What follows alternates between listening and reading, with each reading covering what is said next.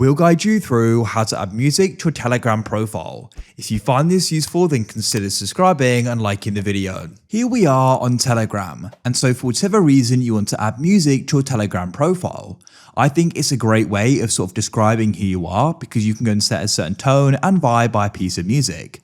So we're going to guide you through how you can go about this. To get started, you do need to come into Telegram onto the chats. Now, what we do need to do is actually go into a chat to do this.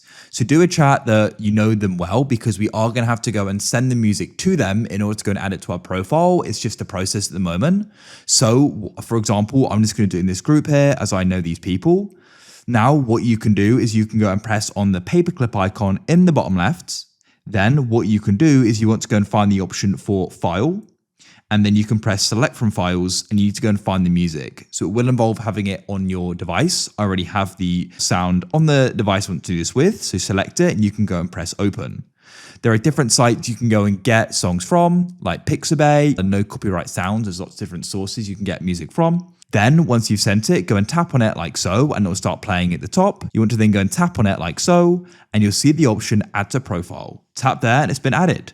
You can press view and you can then see it's on your profile there. If you found this useful, then leave a like.